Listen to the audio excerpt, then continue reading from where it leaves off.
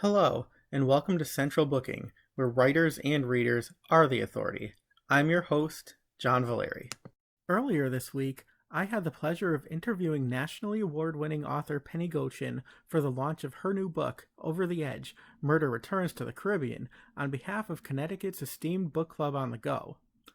Over the Edge is the second book in Penny's Caribbean series featuring Olivia Benning. The first, The Empty Chair, was published in 2018 and won the coveted Mom's Choice Award. Penny is also the author of a 3-book mystery series featuring Elizabeth Pennington and set on the coast of Maine. These titles include Murder on the Precipice, which was awarded gold in the Human Relations Indie Book Awards for Contemporary Realistic Fiction, Murder Beyond the Precipice, and last year's Murder Returns to the Precipice, which was a winner in the National Indie Excellence Awards. But back to Over the Edge. Here, Olivia returns to the Caribbean in the aftermath of a Category 5 hurricane, only to find that her love interest Colton has gone missing, and she has no home or job prospects. Then, she stumbles upon a dead body and quickly becomes the sole person of interest in his murder. Having fallen under suspicion, Olivia vows to clear her name. Will she be exonerated? Will she discover what happened to Colton? There's only one way to find out. Kirkus said, Goetjen excels at evoking a sense of place, for example, pristine beaches or seedy motels, as well as mood, like Fear and Desire. Book Club On the Go has signed copies available for shipping or local contactless delivery in the South Windsor area. Be sure to check the video description for a buy link, and remember, books make for great gift giving. Now it's time for crime, cocktails, and conversation with Connecticut's own Penny Goetjen. Cheers! Hi, everybody. I'm Cindy from Book Club On the Go. I just want to thank you all so much for being here.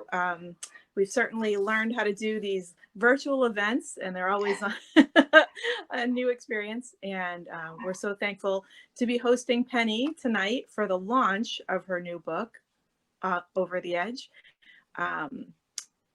Everyone that is tired of quarantine or election or anything and needs a getaway, read any of Penny's books and they will transport you to somewhere much better, maybe a little dangerous, but it'll be worth it. And I just want to thank John so much. John is an author, an amazing book reviewer, and a moderator extraordinaire. And I'm going to toss this over to John so that he and Penny can chat. If any of you have questions about the book, John will let you know how to submit them. So thank you guys. Have fun. Congratulations, Penny. Thank you. Great, thanks, Cindy. Hi, Penny. Hi, John. And could I just, I just want to say thank you to both you and Cindy for making this happen because, months and months ago when, the quarantine first started and the thought of getting together in person wasn't realistic, it really let the wind out of my sail with the excitement of a launch and the possibility that it might not even happen, but you guys made it happen, and I want to say thank you to both of you, and I want to thank everybody who has shown up tonight to join in the launch. It does make it much more exciting to have a group to celebrate with. So thanks, guys, for making it happen. Appreciate it. Oh, well, I'm happy to be here. I'm just a talking head. It's all Cindy, but it's a whole new virtual world, yet here we are, which is kind of nice. And we have books, which are the great escape. And, not many people are making it to the Caribbean right now, but I mean, if they pick up a copy of your book, it's like they're transported, but without all the danger.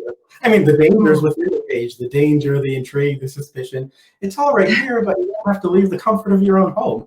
And today is actually the launch. It's the book birthday for Over the Edge, so congratulations to you. I don't know if anybody else is drinking tonight, but I did pour a little something. Oh, I am. It's tropical. And a beautiful picture behind your head. I'm always looking at what's behind you. Oh yeah, that's actually in the Virgin Islands. No mistaking that turquoise water. I love it. It just doesn't get old.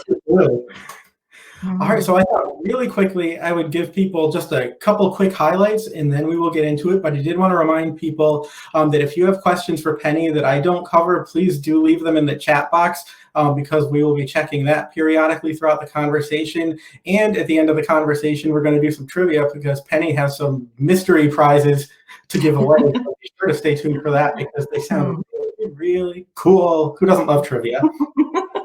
And I will also say that if you want to get a signed copy of Over the Edge, there is a little green box right below my finger right now, and it says Buy Over the Edge, signed by the author.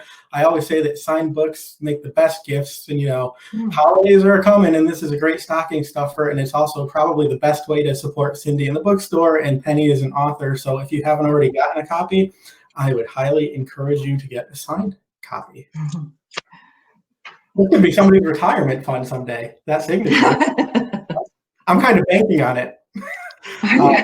But anyway, so tonight we're in conversation with Penny Goetjen, who is the national award-winning author of 5 novels. Now that happened quickly. You're just backing them off. And that includes the Elizabeth Pennington mysteries. There are 3 of those currently. The first was Murder on the Precipice, which was awarded, and this is a mouthful, so bear with me, but gold in the Human Relations Indie Book Awards for Contemporary Realistic Fiction. And then that was followed by Murder Beyond the Precipice. And then last year with Murder Returns to the Precipice, which was a winner in the National Indie Excellence Awards. And then there are 2 Caribbean mysteries. The first was The Empty Chair, Murder in the Caribbean, which won the coveted Mom's Choice Award. And then out today, as we already mentioned, is Over the Edge, Murder Returns to the Caribbean. And Kirkus, and Kirkus is kind of notoriously snarky, but they like you and they like your books. And they said that Goetjen excels at evoking a sense of place. For example, pristine beaches and seedy motels. Who doesn't love a good seedy motel? Like fear and desire. So you can't go wrong when you get praise from Kirkus. Anyway, welcome, Penny. Thank you. Thanks, John. Sure. So I thought that I would start by asking you about the backdrop to this book, because many of us are familiar with the U.S. Virgin Islands, and this takes place immediately in the aftermath of a Category 5 hurricane, which was very much the reality. They actually had 2 of those in a very small period of time. But I wanted to ask you why you chose to focus on this time frame and the ways in which, the inevitable turmoil of that lends itself to the story's overall suspense. That's a great place to start because back in, as many of you may remember, back in the fall of 2017, the Caribbean did experience 2, not 1, but 2 Category 5 hurricanes that with wind speeds they had not seen before. And they were within 2 weeks of each other. I mean, it was just unprecedented damage and loss, not necessarily loss of life, because they do prepare, they know how to prepare for hurricanes, but certainly loss of property, loss of jobs and so forth.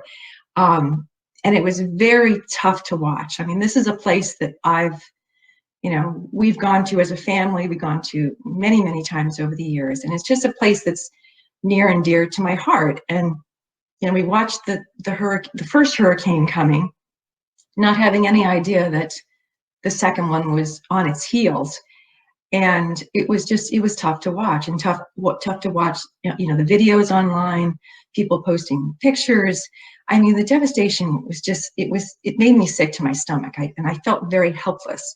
And then the second one came through. I mean, we're talking a Category 5 is considered any wind speed over 156 miles an hour. The first hurricane that went through there had sustained winds of 178 miles an hour with gusts over 200. I mean, it's just, you can't even fathom what that was like to be in that. I mean, I could watch videos that people were brave enough to take, but for those of us who've never really experienced anything like that, it's hard to imagine. And then they're just starting to clean up and pick up the pieces. And then, 13, 14 days later, the next one comes through. The first one was named Irma. The second one was named Maria. And because of the close proximity of the 2, they called it Maria. It was just Mhm. one massive hurricane. So it was tough to watch, and I felt helpless. I did what I could. I sent care packages, money. I didn't, I had so much pent up emotions over it that I was to the point of getting distraught. Like, what do I do? And then I realized, well, as a writer, when I have strong emotions like that, I should just sit down and write and get it out of my system. So that was when I started. I sat down and I started writing the sequel to The Empty Chair. And I have Olivia coming back to the islands after just one hurricane, because I really thought, people have very short memories, and people are not going to remember unless they lived through the two hurricanes. They're not going to remember that there were two hurricanes in that short period of time. So I kept it simple. I kept it believable, and I have her coming back after one. So, and it's certainly, in that setting, it certainly lends itself to the tension and the turmoil that she's going through, that she encounters when she gets back to the island. So it's kind of a natural tension building event that she arrives, after. But it was also a very real one that, I was trying to write about, just to kind of work through it myself. So. Right, and actually the opening scene in the book, it takes place in the hurricane, and it's terrifying. And then you think this is just fiction. The reality has to be, completely off the Yeah. charts. Yeah, and the last time I was there, well, I should say the as soon as I could get there, as soon as they were letting tourists come back, I went and I talked to as many people as I could to find out what it was like. And some of the stories were tough to hear. So, but and they were very quick to not just change the subject, but they might talk about it for a minute, but then they moved on very quickly to, but we're rebuilding. It's, there's a brighter days are ahead. They're very optimistic about it, which was interesting. Right. And we're going to come back to that in just a little bit. Yes, we But will. you mentioned, so this is your second book with Olivia as a protagonist. And so this time, she comes back to the island and she finds it relatively devastated. Things are not, as she thought that they might be. And Yeah. she, has the further misfortune of actually stumbling over a man's dead body. And then, of course, becoming the prime suspect in his murder because, she was there, and that's suspicious in and of itself. So can you tell us, a little bit about the circumstances leading up to this discovery, and then also how the suspicion of guilt actually helps to legitimize, her own independent investigation throughout the book? Sure. Yeah, sometimes I feel like I need to apologize to my protagonists for what I put them through. But then again, it just kind of comes with the territory. But I do put them through quite a bit. Yeah, so I have Olivia coming back after this hurricane, and with the expectation that she's only been gone like 9 months or so.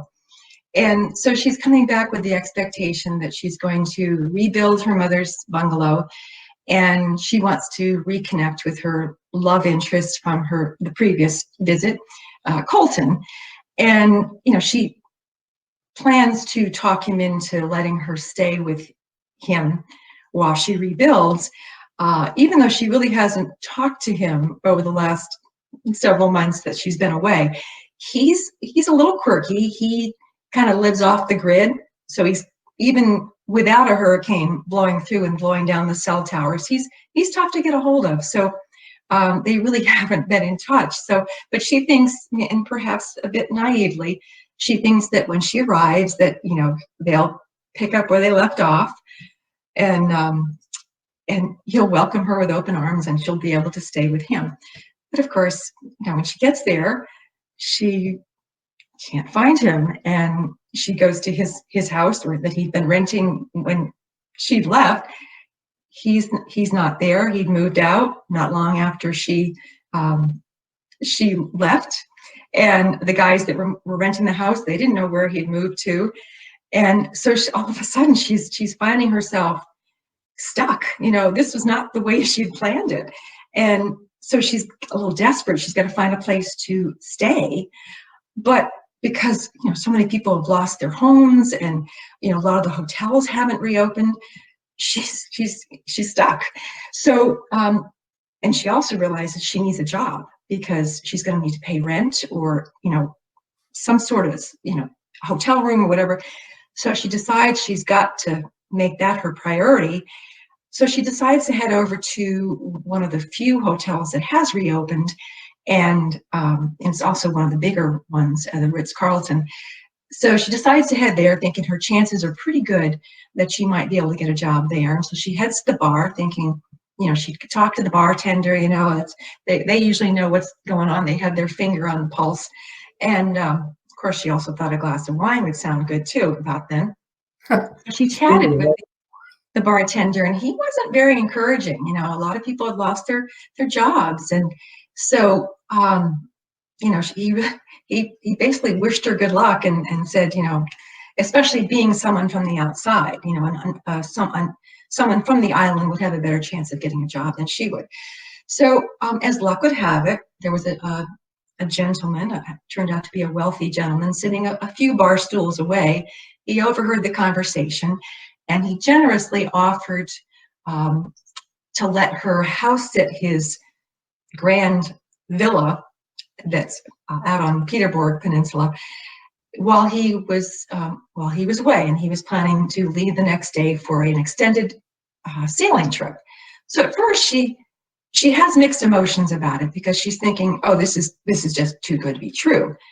But she's desperate. But maybe this guy has ill intentions, and what should she do? She doesn't want to make the wrong decision. Well, finally, she ends up realizing that's her only option right now. So he told her that, so she accepts, and he tells her that, if she could find a place to stay that night, she could come back, later, the next day, later in the afternoon, and he'd be long gone.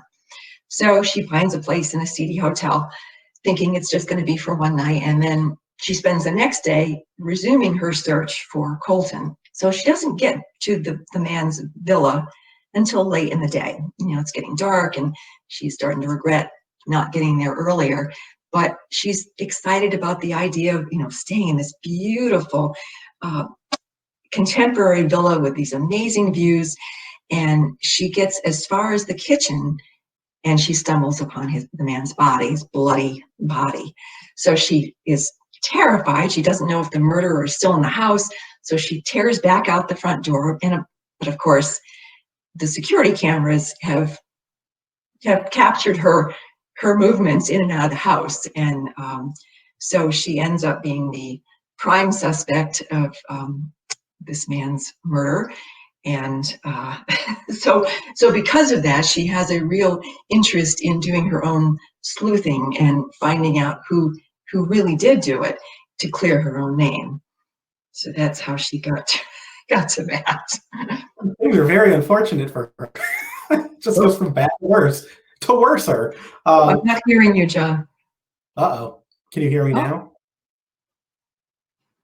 I'm not hearing. Nothing? Uh-oh. Oh, hang on. Cindy says, oh, there we go. Okay. You can hear me now? Yes, I can. Yes, okay. I can. Thank you. I was just saying, poor Olivia, it just goes from bad to worse. And then even worse. Not a great homecoming. Well, no. And I wanted to ask you too, so there's this question of who done it and why, because now we have a very bloody dead body on the floor. But then there's a second mystery because nobody really knows what happened to Colton. Where is Colton? So there's a murder to be solved. There's a missing person, which is one of the Colton arc is one of sort of the overall arcs that carries over from the first book, The Empty Chair. So there is sort of a standalone plot, but there are elements that get pulled in from the first book. But I did want to ask you, about Colton's disappearance, because that also helps to motivate her actions. And then there's sort of this parallel relationship between the mysteries and the heightening of tension. Whether or not they're related, I'm not going to say, but can you speak to how they sort of work hand in hand to let you elevate the suspense of the novel? Sure. Yeah, the Colton arc is an interesting one. And it really complicates things for her to suddenly not have him in the picture and not have him as a support system either. She's on her own completely.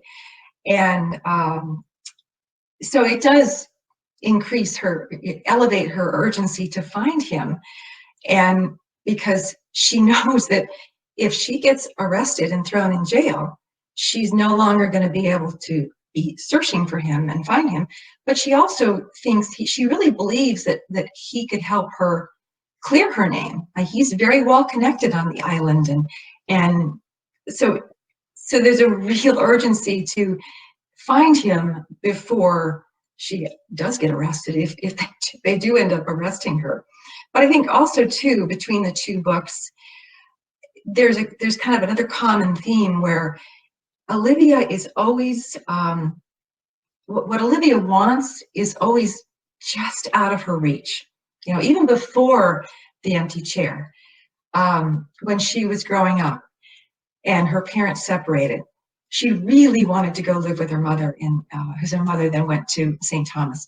And she really wanted to go live with her, and she was not allowed to. She was told she would stay with her father and go to school there, better schools. And then when she got older and she started to follow in her mother's footsteps, to becoming a photographer, she really wanted to go be with her mother and learn from her. But of course, that wasn't allowed either. And then in The Empty Chair, she really wants to find her mother.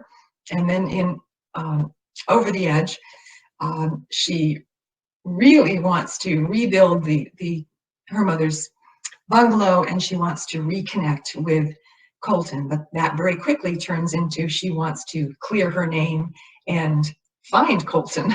So yeah, there is definitely a continuation. But I guess I want to emphasize that it really is a sequel, and probably most people that are tuned in here have read The Empty Chair. But if you haven't, I guess I would strongly recommend you reading The Empty Chair first, because I do kind of leave things hanging a little bit, and Over the Edge picks up where The Empty Chair left off and answers any open questions that you might have. So I think it would be best to start at the beginning and go through, but there are definitely some continuing themes and so forth that just in a little different storyline. Sure, and Denise agrees, and she says, "Yeah," which I'm assuming means the first book. But so let me ask you too. So the book is actually, it's dedicated to the good people of the U.S. Virgin Islands.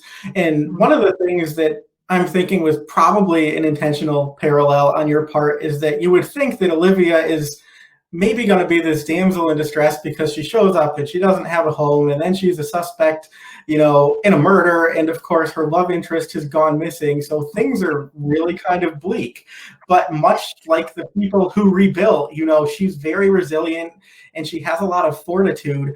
And I was wondering if you could talk about how the fortitude of the islanders themselves and their efforts to rebuild in the midst of devastation. How are you able to draw on that to help inform her character and her strength and her, drive to move ever forward? Yeah, I've found the people of the islands, they're a resilient bunch. They put up with these hurricanes. These hurricanes are just a part of life. Of course, they seem to be getting worse and more frequent and so forth, but they deal with them in a way that I just find mind-boggling, because I haven't grown up with it, and they're so they're also very entrenched in their faith too, and that I think their faith sustains them throughout whatever is dealt to them, and so they are a resilient bunch. They're optimistic. They're spiritual.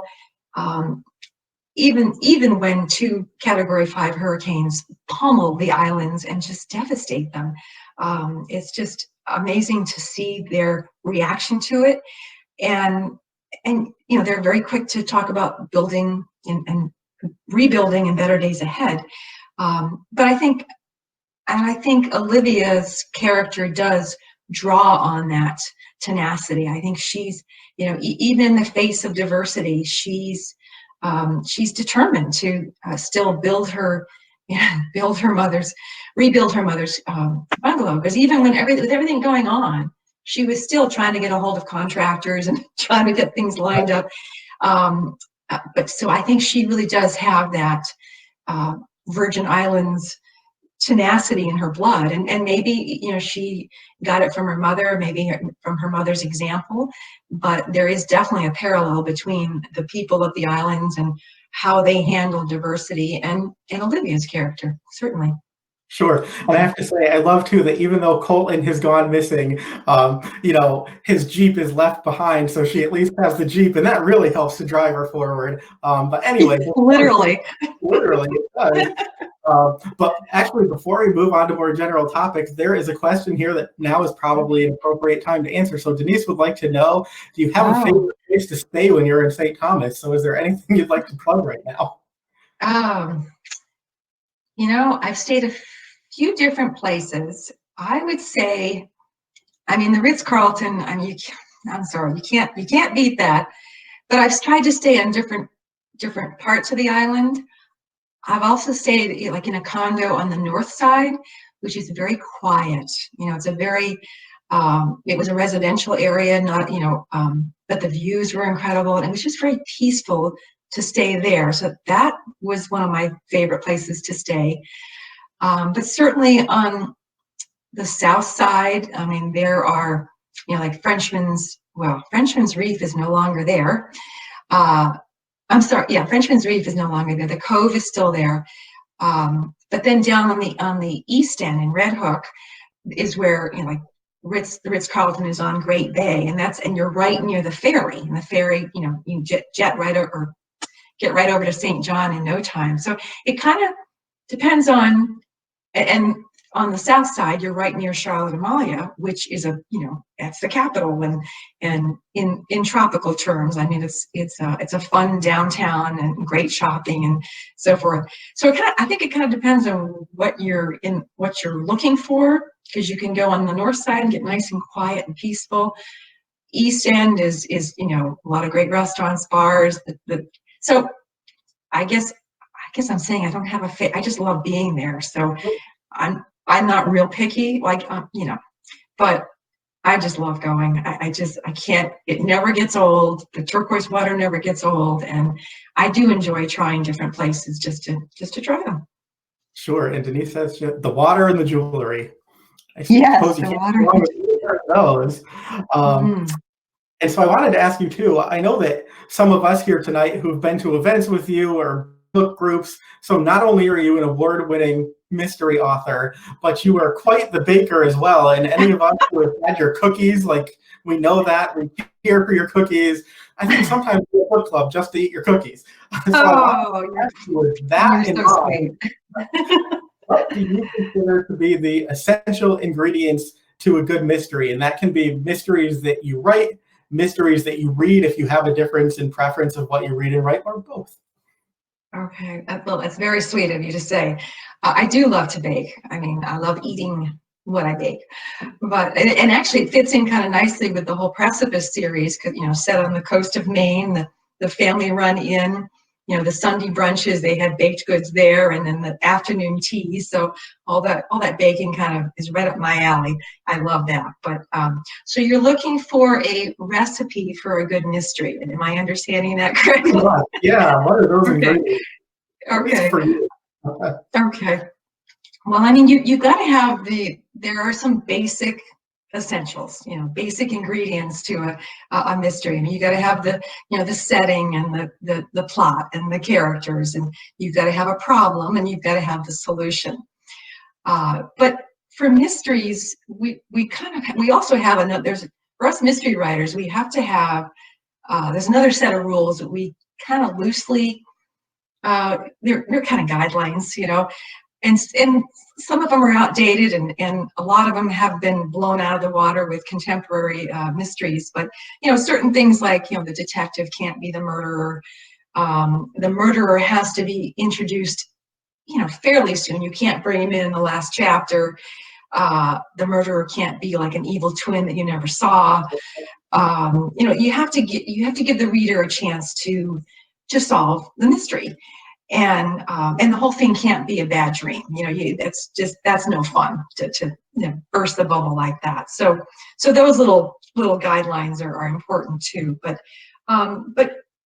getting back to the basic 5 ingredients, I think the most important thing for me as a writer is the setting. That all the pieces are important, but I get inspired by the places that I visit, and I want to write about the places I've fallen in love with that I want to introduce to readers. And so I start with the setting. And then from there, everything else just seems to fall into place. The interesting characters, the intriguing storyline that fits into the setting. It just, for me, it starts with the setting. But then in addition to that, the problem needs to be something that is relatable. It can't be something so far-fetched that your reader's like, why is this a problem? And the other thing is the solution needs to be feasible. So just some basics there. But for me, it's definitely the setting. That's my first piece that I start with, and then the rest just kind of falls into place. Sure, and that is the perfect transition into my next question, because I did want to ask you a little bit more about setting, just because your books really are very atmospheric, and character, setting can very much be a character within its book. So we've talked a lot about the islands, but you also mentioned that the Elizabeth Pennington books take place mostly in coastal Maine.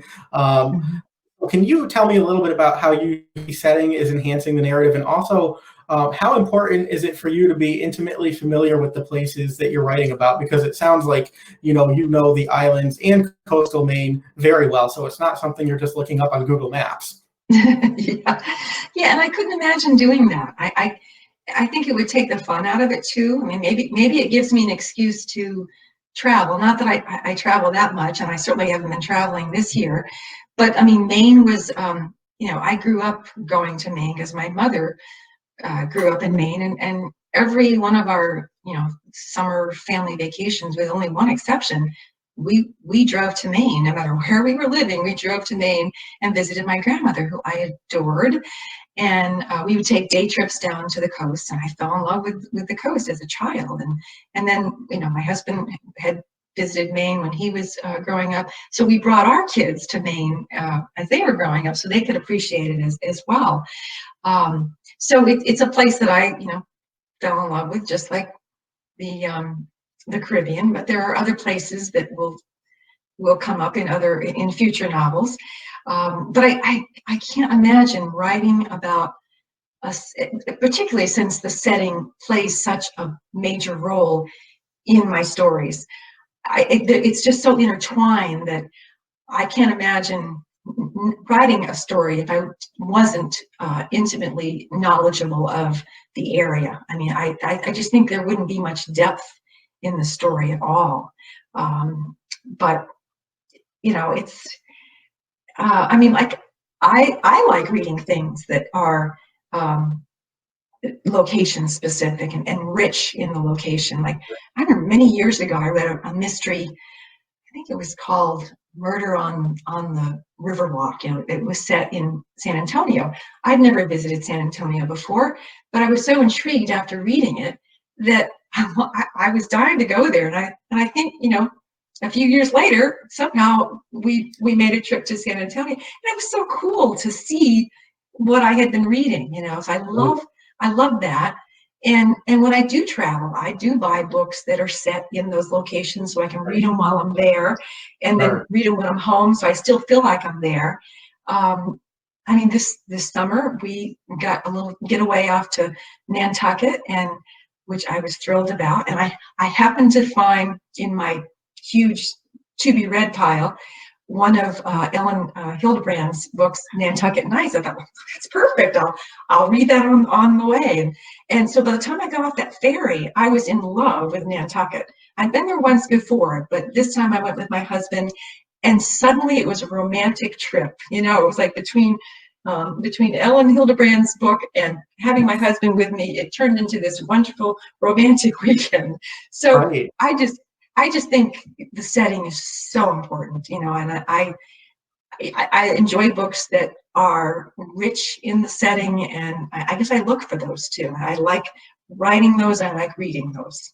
Sure. Well, your TBR pile is going to grow because I'm not sure if you're aware of this, but Ellen Hildebrand, her most recent series is set in the Virgin Islands, except she did it sort of right before the hurricanes hit, Okay. where you get a sense of place, but they're really, really awesome. And I was just thinking that they pair so well with your books. I was thinking that before when you were talking about the islands, because I've become quite a big fan of hers. And between Nantucket and the islands, it really is like the Great Escape. So you might want to check those out. I will. Before we move on, let's see. First of all, Jill says that she misses the coconut cookies. Yes, we all do. And this is probably...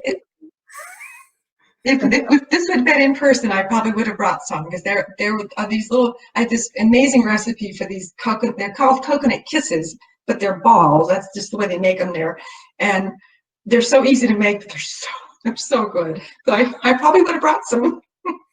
I know. See. Well, we have fond memories. Okay, Pandora's box. So this is probably like asking you to name, your favorite child pet or recipe, but she wants to know, and I don't know if you can answer this, but do you have a preference between Maine or St. Thomas, or is it a tie? For going to visit or write about? Visit. I'm sorry? I would assume for going to visit, but I guess okay. Either one. Oh, goodness. Well, here's the thing. It depends on what time of year. Okay. Because if it's summer, I'll choose Maine. I'm not going to go to Maine in the wintertime. I'm sorry. I've been there plenty of times in the winter, and it's lovely. But I'm just not a real winter person.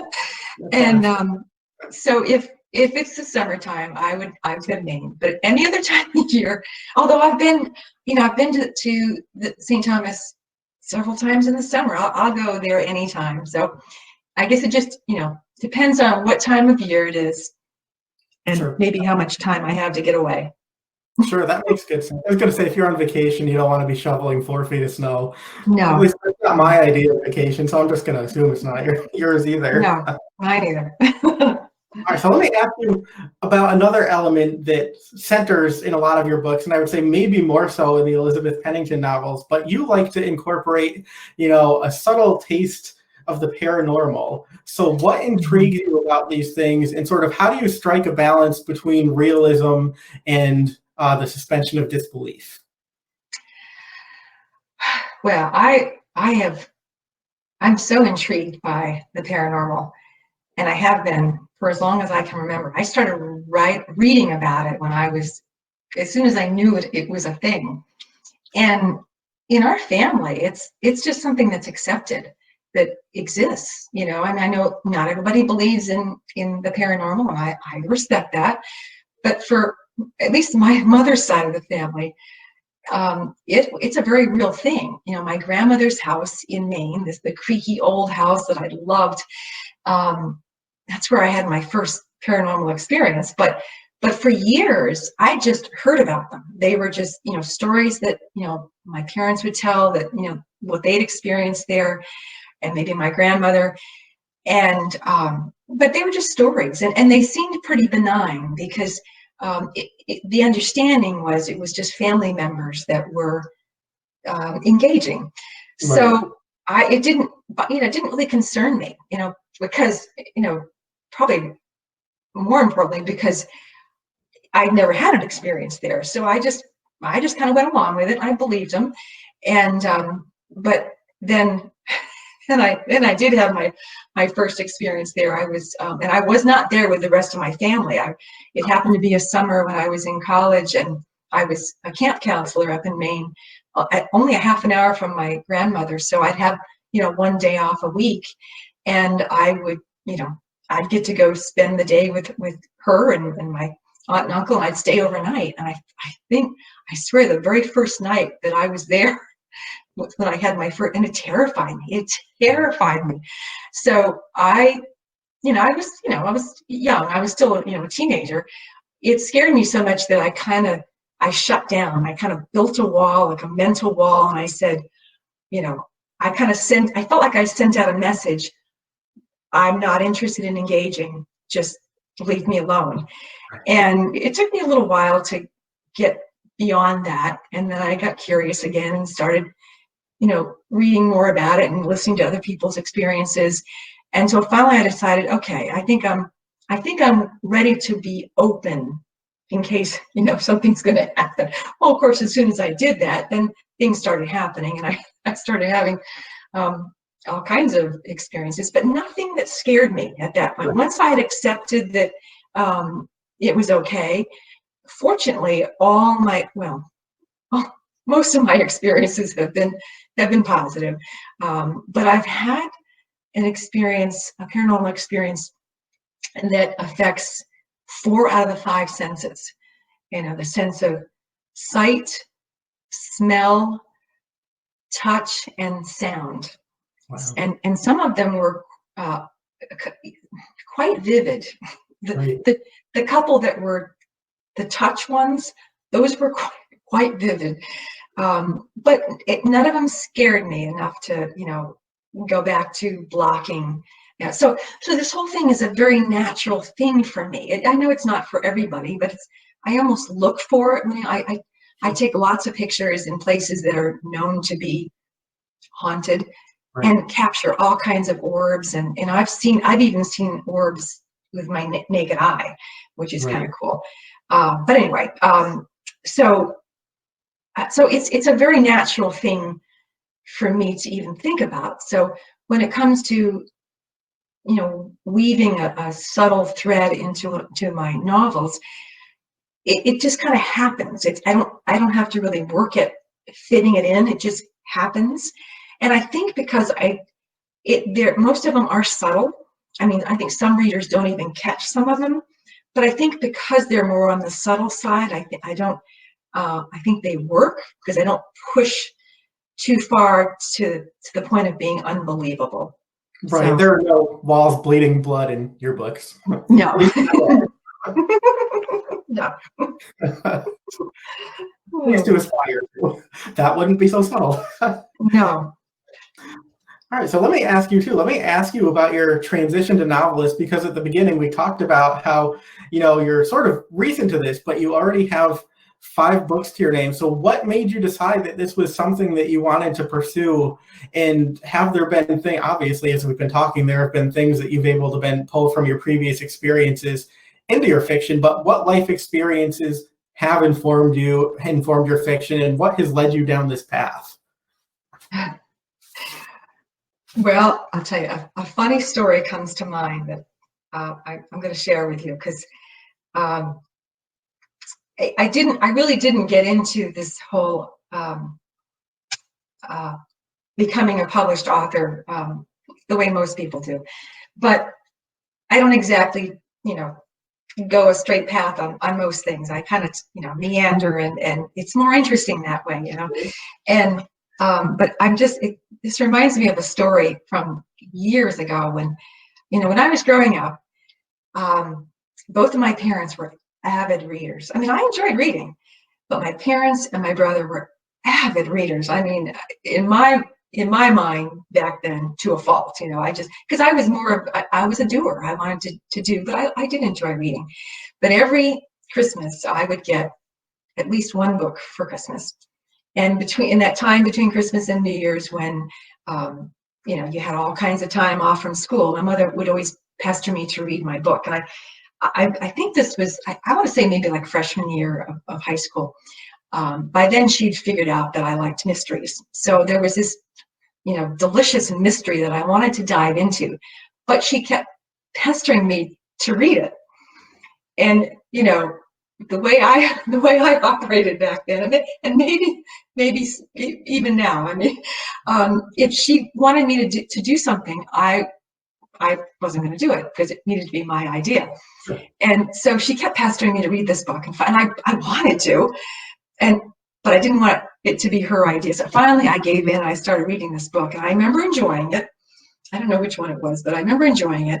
But I got to the last chapter and I closed the book. I didn't read the last chapter. I closed the book and I put it on the shelf. And of course, my mother is, observing the fact that I'm no longer reading the book. I'm sure she asked, did you enjoy it? Did you finish it? To which I probably said something like, well, I did enjoy it, but I haven't finished it. I have one chapter to go. And I'm sure her jaw probably dropped because, an avid reader, she can't imagine not, and she's, well, you are going to read it, right? And of course, at that split second, I made the decision, because I knew it would drive my mother nuts, to not finish the book. And so I said, nope, I'm not going to finish it. And, it just blew her doors in, and it was just too much fun for me not to do it, to do it any other way. And I mean, I was terrible. We have a much better relationship now, believe me.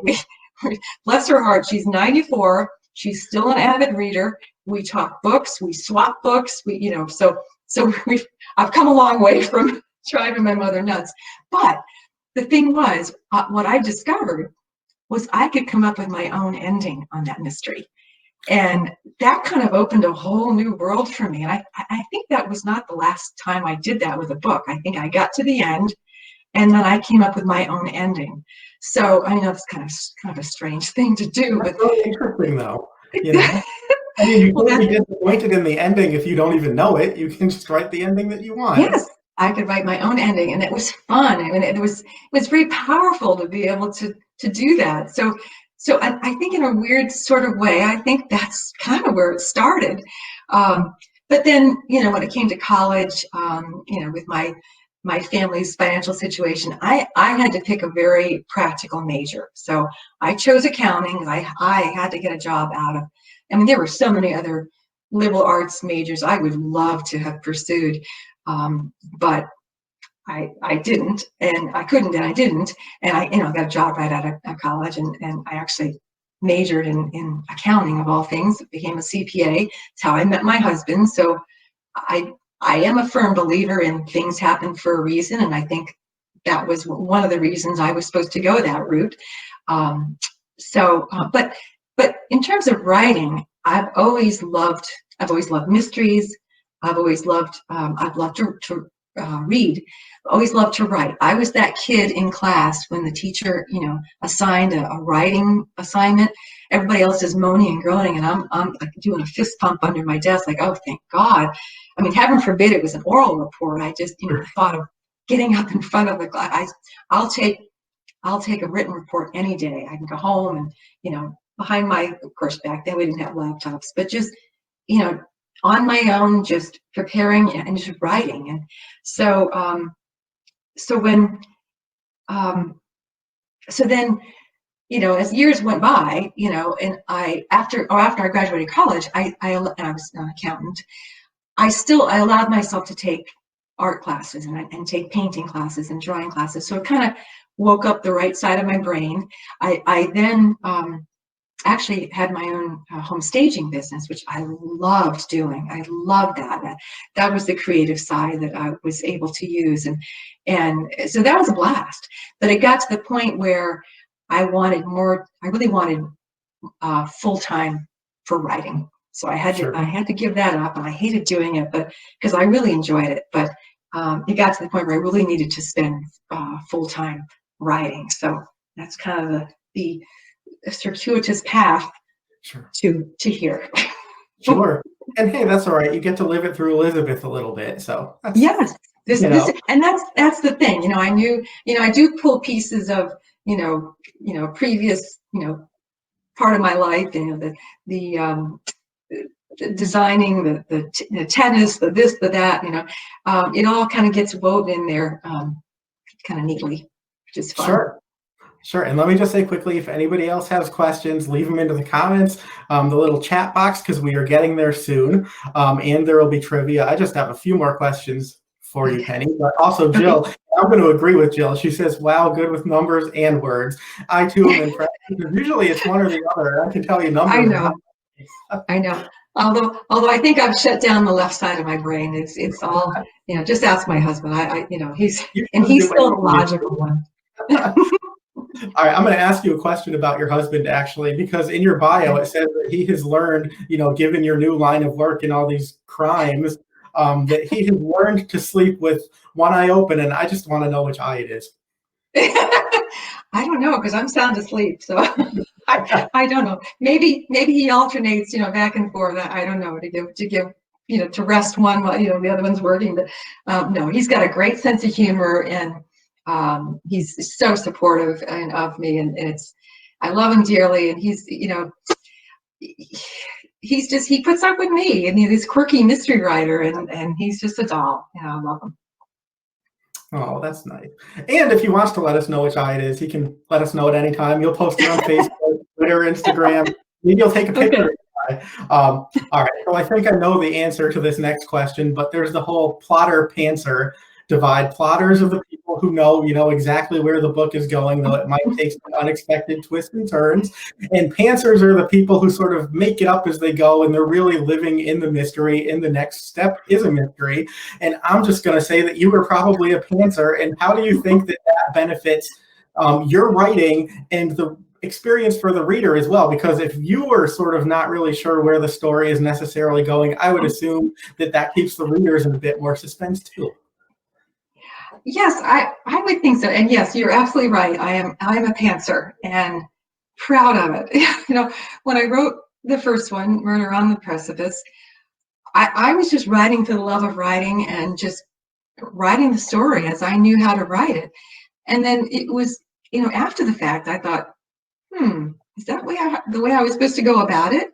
And because putting together outlines in school was excruciating. I hated doing that. So if I was doing something for fun, I wasn't going to put myself through that. So that's how I wrote the first book.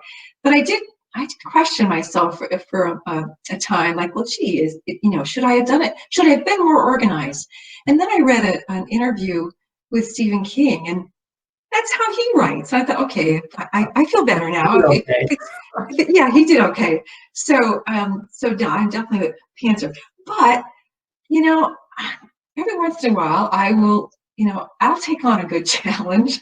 So for Over the Edge, I decided, you know what, I'm going to see if I can be more organized, more efficient with my writing. And I'm going to try, plotting it out. Maybe it wasn't a numbered outline, but it was plotted, more than I'd ever done before. I thought, I'm going to try this. This might be, a better way of doing it. Oh, Lord, it was miserable. It was just, I really struggled with it and I think partly because I really do think my subconscious works on my stories when I'm not thinking of them. Because When I do sit down again to start writing, I take off and I'm writing again. And I think once I had it plotted out, my subconscious thought, the story's written. We know what's going to happen from start to finish. So I really struggled to get that written because my subconscious wasn't helping me with that. So it just it was I'm not going to do that again. That was not much fun at all. But no, I'm definitely the only thing I plan are social events. I don't plan much of anything else. But to your point, I do think it does translate to the reader. If I don't know what's coming, around the next corner, well, neither do the readers. I've had more people say to me about The Empty Chair, wow, I didn't see that ending coming. And I have to say, you know what? I didn't either. And then they usually get a puzzled look on their face. But it's true. It's true. No, it is. I mean, that's my defense of pantsers. Like, how can you be told that your book is predictable if it's not plotted? So I think it's totally viable. Okay. And we tried the alternative and it didn't work. So now we know. Yep, we do. So more quickies. So you told us a little bit about your reading life and how your parents encouraged you to read books, and your mom handed you that mystery that you never finished, the last chapter. So we know about your reading life, but people are always looking, for book recommendations. So do you have any, either things that you've read recently or things that you have found stood the test of time that you might recommend people pick up? Wow, I think there's a long list. But certainly from like a writer's perspective, like Stephen King's book On Writing. Oh, that's like a Bible. It should be a Bible for writers. It's like part memoir, which is incredibly interesting, and part how to or how not to. And it's something that you can go back to and read over and over. Um, Beyond that, I mean, there's a whole slew of, one of the first people that comes to mind though is Marcia Clark. As we all remember her being the lead prosecutor in the O.J. Simpson case, and a brilliant woman and a phenomenal writer. One of my favorite books is Without a Doubt, and it's a nonfiction book. Behind the scenes, what actually went on, and I rarely reread books because my to be read pile is so tall. But that's one I think I would definitely make an exception for. And then she's got her two mystery series that they're just so well written. One is from the prosecutor's perspective, and the other is from the defense attorney's perspective. Two different perspectives, yet you get to see the inner workings of the system and how it, and it's fascinating. And she's a great writer, and so I love all of those. But I'm all over the place. I mean, obviously Ellen Hildebrandt and her Nantucket, and now I'm going to be reading the Caribbean ones. Recently I read a nonfiction on the Charles Lindbergh kidnapping. I read the book by Mary Trump. What was it? Too Much and Never Enough. That was eye-opening. And I love books that are maybe loosely based on a real event, like Devil in the White City. That was interesting with the first World's Fair intertwined with the story of a serial killer, and also The Art Forger. That's kind of loosely based on the art heist at the Isabella Stewart Gardner Museum in Boston. That 20, 30 years later, it was still these pieces haven't surfaced, and yet this book was about what if, and all the what ifs that were, and it just was, that sort of thing's fascinating to me too. So I'm kind of all over the place. I also read authors that I meet that maybe aren't so famous, but they have they're excellent writers as well. A couple that come to mind are R.C. Goodwin, Model Child, Kathy Orzik, Asylum, and Premonition. They're both very excellent writers. Michelle Dorsey, she wrote No Virgin Island, I think it was called. Of course, I'm a sucker for anything that was on St. John. So, if it's well written, I'll tend to read it. But I do, I don't just read mystery suspense. Megan Collins, Behind the Red Door. When I finished that, then I bought the Winter Sister. That's on my to be read list. There's Emily Liebert. So I read stuff that's kind of up, best selling, but I'll read other stuff too. It just I guess I guess I have too many to say these are my few favorites, because I'm kind of all over the place. But I think it's good though to read nonfiction and fiction and with some mysteries thrown in. I think the more you read, I think it makes you a better writer. And so I try. I don't get to read as much as I'd like to, but I do enjoy it very much. So. Sure, those were great recommendations. That should keep some people going. And I have to say, like you, I don't have a lot of time to reread. I always wish I had more time to reread. Yeah. My whole house is a TBR pile. And yet I can agree with you and say two of the few books that I have revisited multiple times are Stephen King's On Writing and Marcia Clark's Without a Doubt. So, Penny. Really? Really? Oh, that's awesome. Yeah. That's great. So last two questions for you, and then we're going to do trivia unless anybody else has any more. But I did want to ask you, we're living in very uncertain times, obviously, between the pandemic and politics. Things are a little bit out of hand. But how have you found that there's been a change in your relationship with reading and or writing given the circumstances? And if so, how have you sort of attempted to deal with that? Because you have to read, you have to write. I know. Well, I think initially, well, also keep in mind, writers, I think particularly fiction writers, we can slip into that hermit role pretty easily, and I've heard several authors say that their day-to-day activities haven't really changed that much during the quarantine. Right. And it does make sense. But initially, back when it was all so new and uncertain and a bit scary, it was strange. I did find myself kind of questioning the importance of what I was doing. It certainly paled in comparison to the medical heroes who are on the front lines, people who are fighting for their lives. It really kind of made me step back and say, gee, maybe this isn't so important.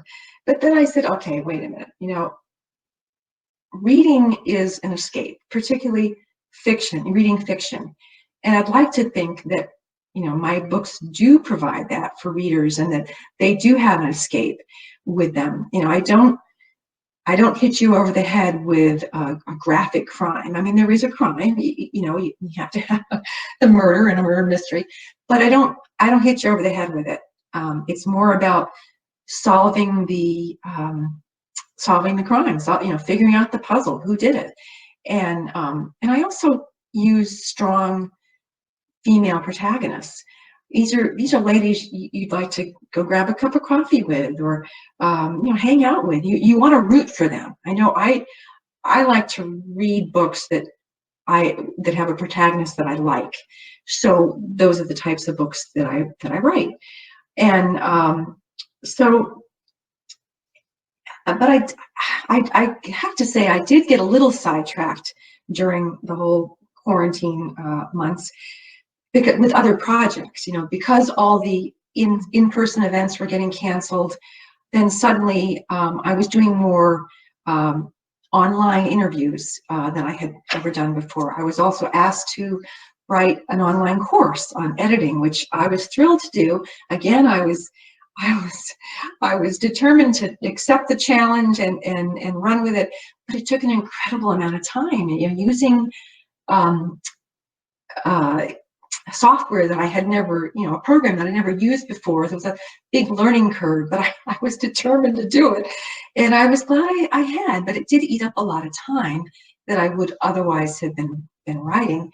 Sure. And the other thing I have been working on is the audiobook for The Empty Chair. So all good things, but diversions from actually writing. So, but also my when on writing has changed, and it's not because of the pandemic. I used to be able to, this sounds terrible, but I used to be able to sneak out of our bedroom, tiptoe out of our bedroom in the, if it was like, 3, 4 o'clock in the morning, because my rule is, if my eyes will open up like, early in the morning, then I need to get downstairs and start writing, because I'm just going to lay there and think about it. Well, all of a sudden, the dogs we have 2 miniature schnauzers. They're adorable. I love them. And I used to be able to sneak out of the bedroom, and and they might have opened an eye. I was like, oh, it's still dark. I'll let her go. But all of a sudden now, I can't get out of the bedroom without them jumping up and stretching and yawning, and then they shake, and they've got these floppy ears that they make a funny noise. And normally it's not a loud noise, but when the entire house is quiet, it just makes so much noise. And I said, okay, I'm not getting up. So I had to find other times to fit in the writing, because I'm not sure why they thought it was okay to get up in the middle of the night, but I got to get that. I'd like to get back to doing that, and I've got to figure out how to get them not to get up with me. So, but. It's funny. We have two cats, and since nobody, hardly ever leaves the house anymore, they're much more attention seeking too. It's crazy. I think they're just like so used to us being here that they just want all the attention all the time. All Yeah, right. I think you're right. You do. My last question for you, and then we're doing trivia, but of course we have to know, you have to leave us with a little teaser of what we can expect next from you. Oh, okay. Well, And we're going it's to hold something. you to it. Well, okay, you can. I mean, I think it's going to happen. This is and I've been talking about this for a little bit, but it's a brand new project. I don't even have a working title. I had one. I didn't really like the way it sounded. It kind of, it just, I don't know, it did something to the way I thought about the story, so I stopped using it. But that's, brand new storyline, brand new characters. It actually is set in Connecticut, but this time, and it's, the protagonist is a woman more my age, and her name is Victoria. And I was trying to figure out, we split our time between Connecticut and Charleston, South Carolina. So I was trying to figure out a way to get Victoria to Charleston. I really wanted to incorporate Charleston in this book. And so I think I figured out how to do that. So Victoria has two sons. They're grown. One is in his last school at boarding school in Connecticut, about an hour from where she lives. And the other one's in law school. So they're grown, they don't really need much attention anymore. Her husband's an attorney. He works a lot of hours. And their marriage is kind of, it's fizzling. It's more of an existence. So she's bored. She is bored. And of course, you know what happens, trouble brews when boredom sets in. So she decides to go back to work as a flight attendant, which is how she met her husband. But she decides not to tell her husband. She thinks it would be fun to, because she's able to get the flights, like she flies out in the morning and then with a short overlay and a layover, and then she flies back, by, if he came home at a regular time, she'd still be home, but he works long hours. So she figures he'll never miss her. And she's having a lot of fun, with this kind of secret life, and only she and like a close friend know about it. So she's having a great time doing it. It's just the thrill of the secret life, and everything's going great, and she's very happy until she receives word that the younger son, who is at boarding school, has gone missing, and so then her life, is turned upside down because of him. So. Okay. I'm sorry, I have to ask. So was the working title Victoria's Secret?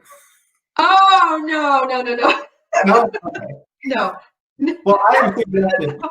I hadn't even thought of that. That's good. Oh, gosh. But you can also use working title as your working title, and then it's just very meta. But that's good. Okay.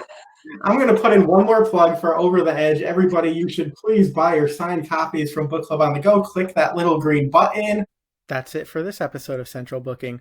Thanks for watching, and be sure to subscribe to our channel so you don't miss a thing.